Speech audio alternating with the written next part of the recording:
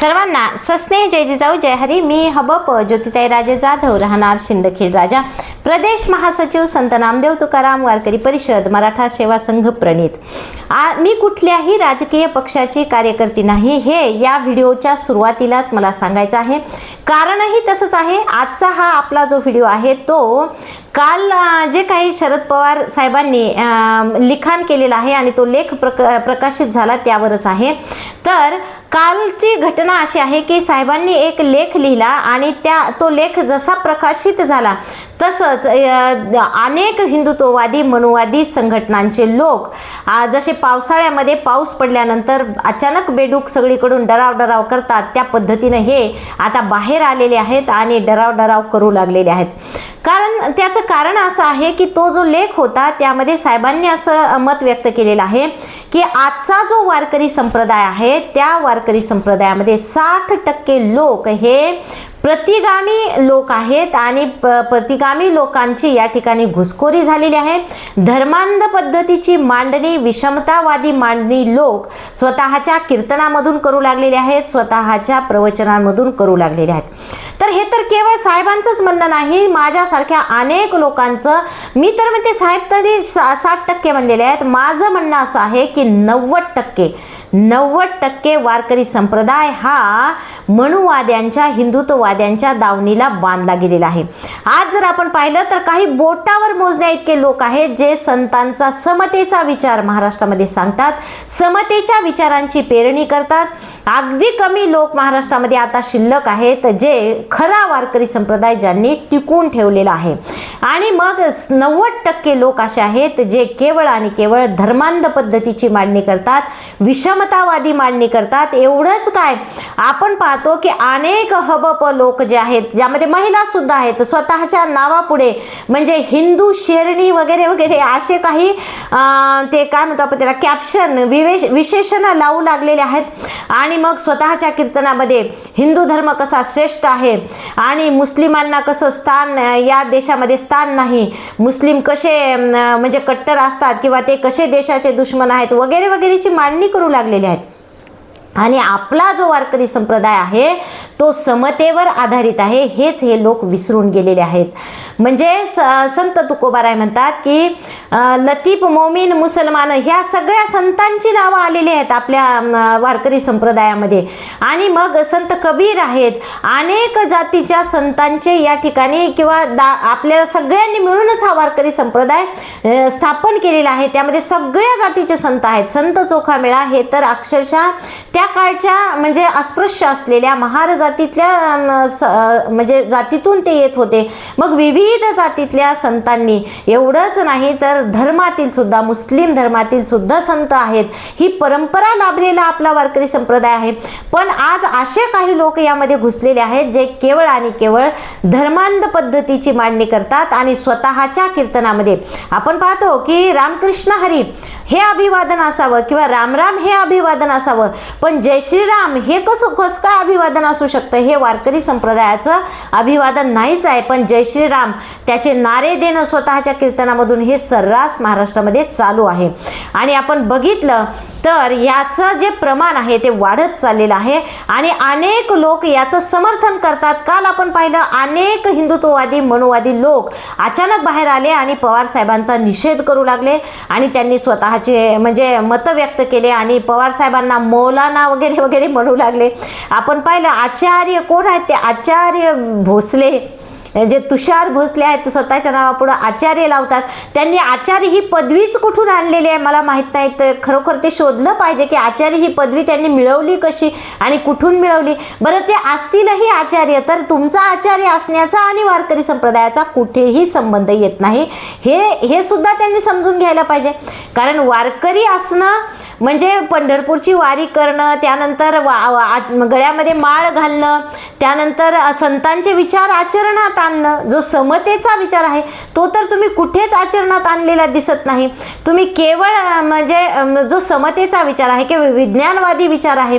संत तुकोबाराय म्हणतात की 900 कन्या पुत्र होती तर का करणे लागे पती, म्हणजे केवढा मोठा वैज्ञानिक दृष्टिकोन आहे तो तर नाही. पण तुम्ही कोणते आता लोक आणलेले आहेत हे जे काही बाहेरच्या राज्यातून जे सांगतात की म्हणजे शेणातून गहू वेचले पाहिजे वगैरे वगैरे, गोमित्र पिलं पाहिजे, शेणापासून काय काय केलं पाहिजे वगैरे, आणि ह्या सगळ्या ज्या गोष्टी आहेत ह्या तुम्ही आणलेल्या आहेत.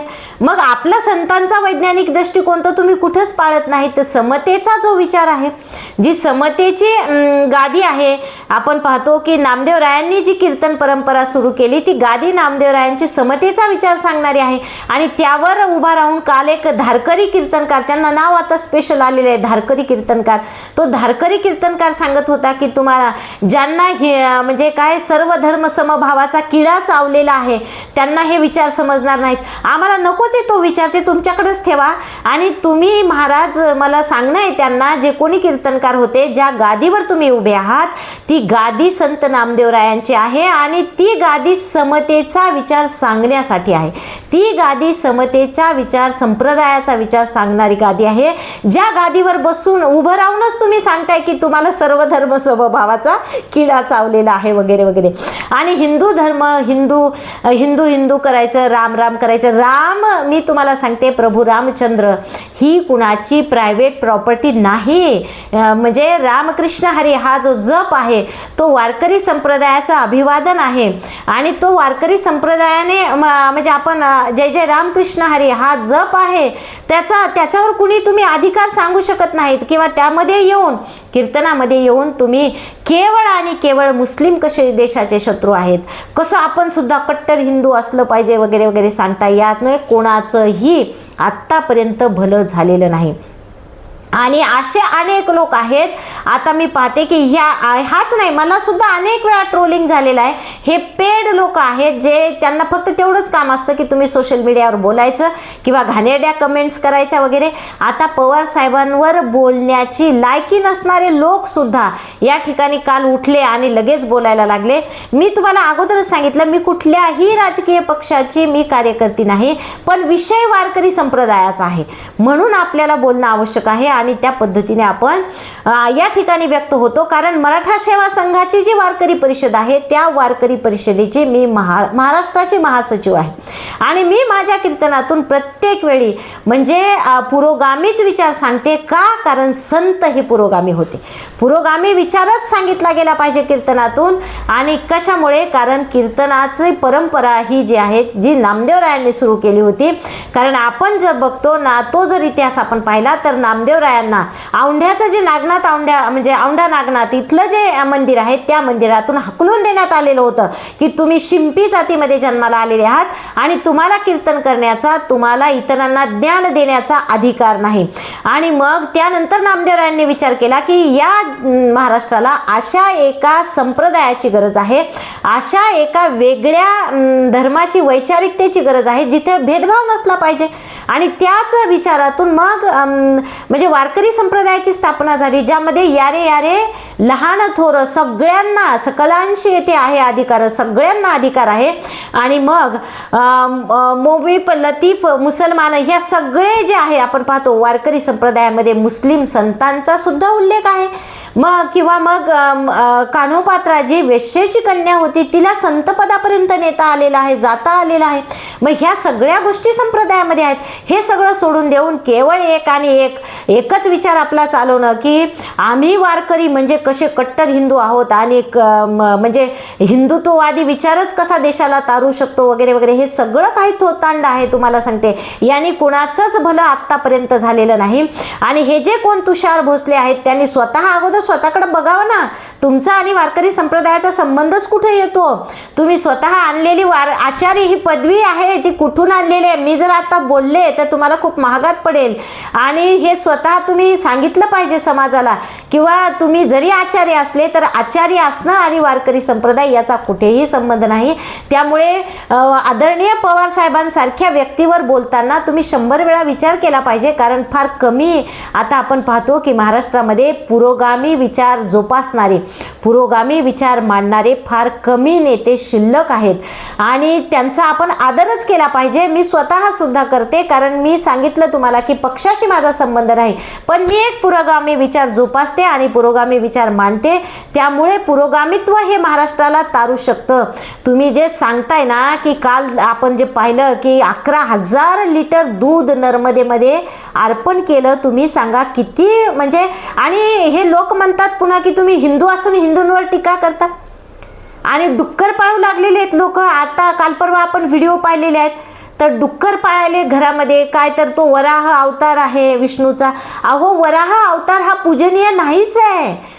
मग हे कोणतं हिंदुत्व आहे? म्हणजे तुम्ही पुन्हा दुसऱ्यालाच म्हणता की तुम्ही हिंदू असून हिंदूंवर टीका करता. मग टीका नाही करायची तर काय आरती ओवाळायची का? तुम्ही जर डुकरं घरामध्ये पाळताय आणि डुकराला आंघोळ घालताय, त्याची पूजा करताय, काय तो विष्णूचा अवतार आहे?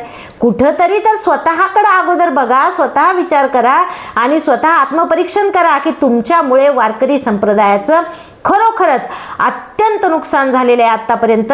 एवढंच काय, इथंच म्हणजे हा विषय संपत नाही. निवडणुकीच्या काळामध्ये मी पाहिलंय, लोकसभा निवडणूक असेल, विधानसभा निवडणूक असेल, या काळामध्ये या लोकांनी, हिंदुत्ववादी लोकांनी, हिंदुत्ववादी पक्षांनी वारकरी संप्रदायातील अनेक महाराज लोकांना म्हणजे मानधन देऊन, पैसे देऊन त्यांना स्वतःचा प्रचार करायला लावलेला आहे. याचे अनेक उदाहरणं आहेत तुम्ही जर शोधून पाहिले तर.